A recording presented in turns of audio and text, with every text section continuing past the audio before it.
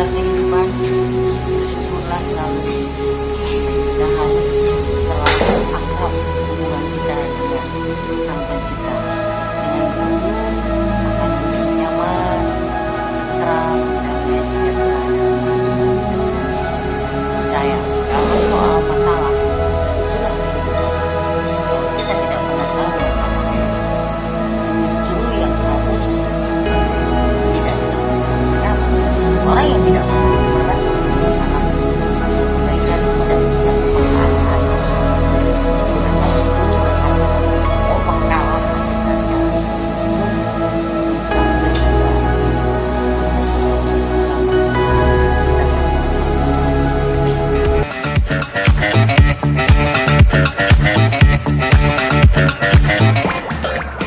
Yati Surahmiati Agustina, yang dikenal sebagai Yati Surahman, aktris senior yang kini berusia 65 tahun dari dulu adalah sosok yang humble dan low profile, kini semakin berisi dan semakin merunduk, dirinya semakin bijak. Bahkan kini memberikan pencerahan kepada sesama umat agama yang dianutnya dengan menghadirkan lagu rohani, Yesus Memilihku. Kebetulan bisa dibilang cita-cita sih, tapi baru kesampaian sekarang, bukan juga baru sih.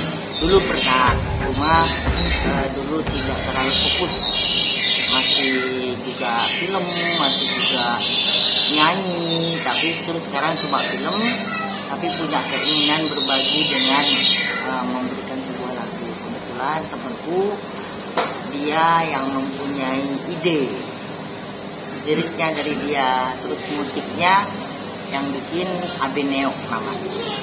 Dulu yang terkenal dengan lagunya Borju, Cewek Pantai.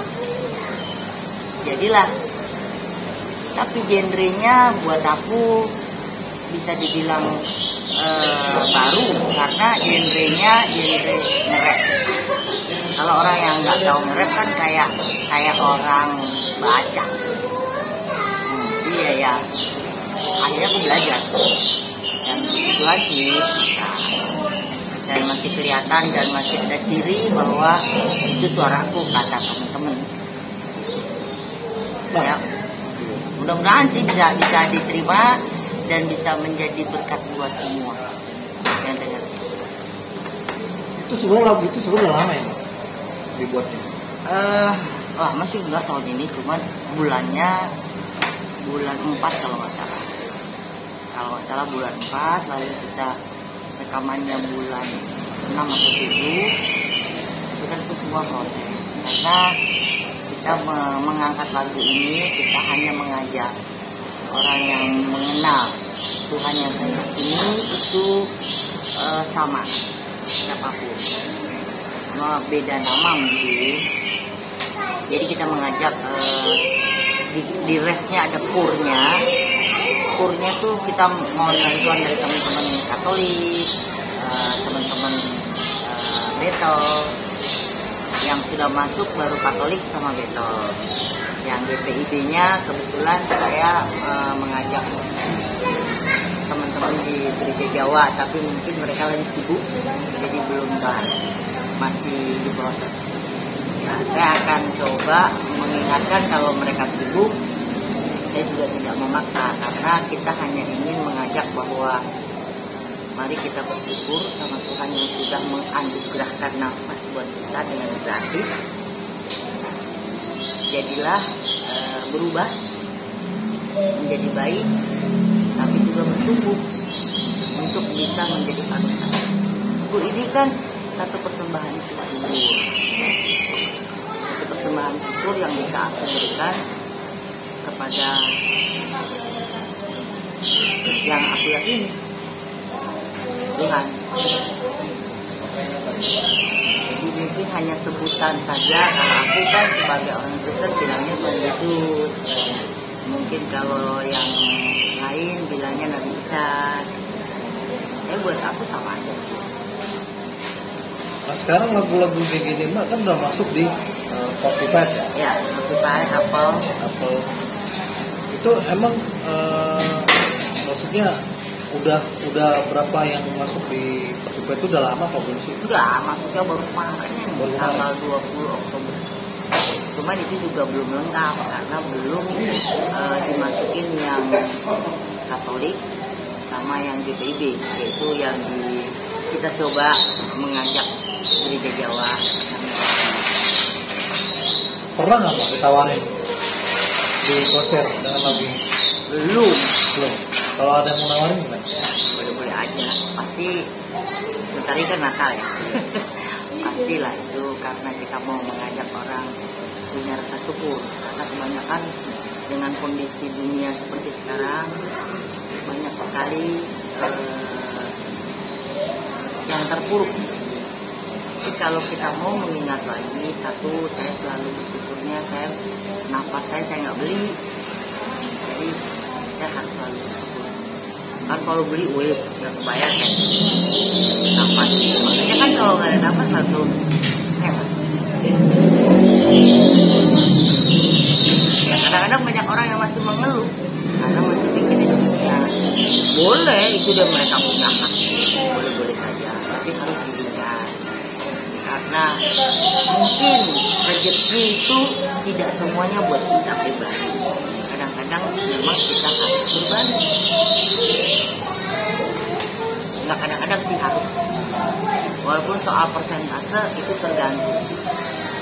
tergantung dari kitanya sendiri. Kalau aku istilahnya gini, aku dapat 100.000 misalnya, aku lempar ke langit, semuanya buat Tuhan. Nggak ada lagi yang bilang 10%, 20%, 30 atau 50. Semua buat Tuhan. Aku tunggu yang jatuh ke bawah. Pasti kan jatuh lagi itu 100.000. Artinya harus dengan keikhlasan dan tanpa pamrih. Karena Tuhan juga memberikan kita nafas. Kegagalan itu harus kita lewati. Kalau kita tidak pernah punya kegagalan, bisa dibilang menyelesaikan sementara karena tidak punya basic kuat. Tapi kalau kita punya kegagalan, kita akan tambah belajar dan lebih mencoba memperbaiki. Jadi istilahku gini, hari esok harus lebih baik. Jadi itu yang bertumbuh. Dengan hari esok lebih baik, punya pengharapan, dengan iman. Terutama kalau di imanku dengan kasih. Kasih itu tidak gampang. Kalau sebut kasih doang sih gampang. Untuk namanya bahasa kerennya, mengeksplor di dalam kehidupan sehari-hari tidak gampang. Kalau cuma mulut sih gampang aja. Saya melihat dari keseluruhan, Tuhan menciptakan hujan, panas, bukan buat orang baik aja kan. Karena kan yang di dunia ini ya macam-macam, tapi itulah kehidupan. Jangan kita menyesali, cuma mungkin kembali kepada latar belakang, lalu pendidikan, lalu kekuatan iman kita, dan rasa syukur. Kalau nggak punya rasa syukur, kita kekurangan terus. Lagi orang punya tas bagus, mahal, karena gengsi, karena apa, atau sepatu, atau baju, atau mobil, atau apa, kita nggak pernah ada puas, karena menjelang hidup. Tapi kalau kita sudah dengan rasa syukur, nggak lagi melihat nilai, tapi lihat kegunaan. Jadi artinya itulah rasa syukur. Bukan tidak boleh sih kalau memang punya kemampuan untuk punya lampu, silakan.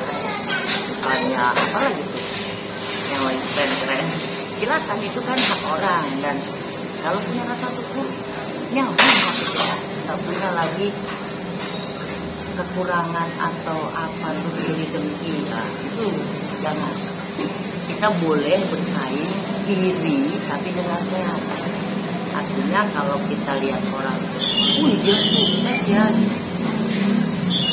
harusnya dicari cara atau dilihat prosesnya. Semua itu pakai proses, nggak kayak sulapan makan cabai langsung pedes.